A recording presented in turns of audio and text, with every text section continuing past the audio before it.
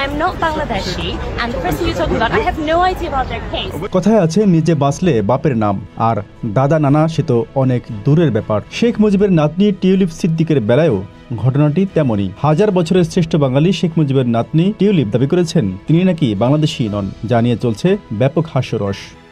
5 আগস্টের পর দেশ বিদেশে ব্যাপক আর্থিক কেলেঙ্কারির খবর বের হতে থাকে শেখ পরিবারের বিরুদ্ধে। শেখ হাসিনা, রেহানা ও তাদের সন্তানদের এমন কেলেঙ্কারির ঘটনার তথ্য উপাত্ত সবাইকে হতবাক করে দেয়।